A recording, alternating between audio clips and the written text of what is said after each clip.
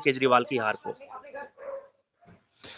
देखिए, केजरीवाल कोई नेता तो है नहीं। जी, ये तो सीआईए का एजेंट है, जी, अमेरिका का एजेंट है, अमेरिका के लिए काम करता है, नक्सलवादियों के लिए काम करता है। जी, जी, तो इसका हारना तो जरूरी था। जी, और एक देशद्रोही का अंत हुआ है ये जी, जी। तो। एक और देशद्रोही एक है। एक सवाल इसी में सर मैं आपसे पूछना चाहूँगा कि जैसे आपने नई दिल्ली की सीट ही क्यों चुनी? आपको भी मैंने देखा आपने एक जो है लड़ाई लड़ी केजरीवाल के खिलाफ, उस नई हम्म। दिल्ली सीट को ही आपने क्यों चुना? किसी अन्य सीट को क्यों नहीं चुना आपने?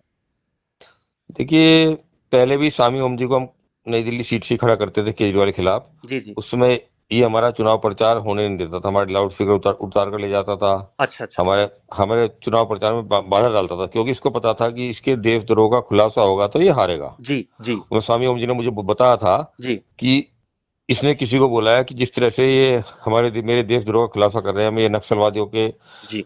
कहाँ कहाँ साठ गांठ की मैंने सब खुलासा कर रहे हैं जनता के बीच में, तो मैं हार हार भी सकता हूँ, इसलिए पहले हमसे चुनाव प्रचार होने नहीं दिया। ओके। अब स्वामी ओम जी तो चले गए थे, जी, तो मजबूरी में राष्ट्रवादी जनलोक पार्टी के जो नेता है शेर सिंह राणा जी, जी, जी, उन्होंने मुझे चुनाव मैदान में उतारने का निर्णय लिया। जी, और हमने इसके देशद्रोह का बहुत अच्छी तरह खुलासा किया, किताब बांटी हमने जी, हजारों की संख्या में। देशद्रोही केजरीवाल का अमरीकी नक्सली ईसाई आतंकवादी किताब बांटी जी। हमने। मतलब हमारी गाड़ियां चली बहुत सारी, जिसमें मेरा भाषण चला।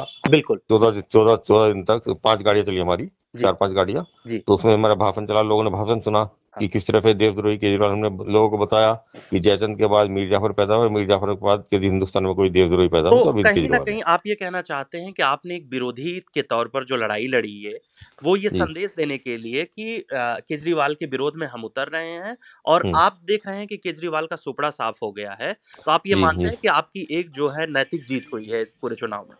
बिल्कुल, हम तो लड़े ही केजरीवाल को हराने के लिए था। मैं तो लोगों को कहता मुझे वोट दो ना दो, इस देशद्रोही केजरीवाल को जरूर रहो। जी, जी। तो और इसके देशद्रोह का हम पूरा खिलाफ कहते हैं। कहाँ इसने 27 जनवरी 2008 को बिनाक सैन जैसे खूंखार नक्सलवादी के समर्थन में जी, राज्यपाल को ज्ञापन दिया था उड़ीसा के, और मुख्यमंत्री से मिले थे उसमें ये, और कहा था कि ये जिसने 76 सैनिकों को मरवाया उसको जब आजीवन कारावास हुआ, जी, तो 28 दिसंबर 2010 को इसने मेधा पाटेकर और अरुणा राय के साथ मिलकर, जी, अन्ना हजारे शामिल हुआ था उसमें, भारत जी, बंद का आयोजन जी, किया था कि इसे बिना सैन को रिहा किया जाए। जी, मतलब ये जितनी भी आतंकवादी ताकतें हैं इस समय, जितने नक्सलवादी हैं, जितने आतंकवादी हैं, उनका जी। मास्टरमाइंड सिर्फ और सिर्फ केजरीवाल है, ये मैं जान गया हूँ। आप इस बात को कह रहे हैं। हाँ। जी, दूसरी बात मैं आपसे पूछना चाहूँगा आज इस मौके पर स्वामी ओम आपके साथ रहे, लंबे समय तक संघर्ष आप दोनों ने साथ में किया। कैसे याद करते हैं उन्हें आज के मौके पर जब केजरीवाल की हार हुई है?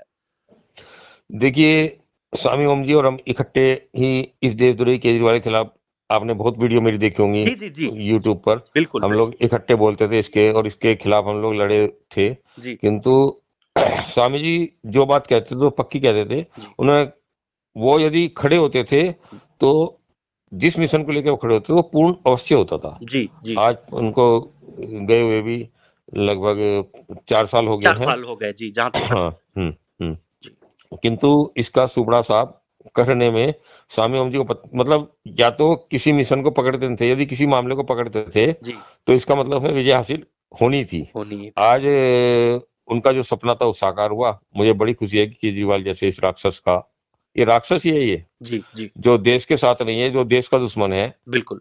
वो राक्षसी प्रवृत्ति के लोग ही होते हैं। कल मोदी जी ने बोला इस बात को जी, कि ये अर्बन नक्सल का को बढ़ावा दे रहा था, ये उसके साथ खड़ा था ये, जी, दोनों को बोला। जी, जी, कांग्रेस को बोला कि कांग्रेस भी अर्बन नक्सल की भाषा बोल रही है, जी, उसके डीएनए में अर्बन नक्सल आ चुका है, और ये केजरीवाल तो नक्सलवादी है ही यही जी, इसमें।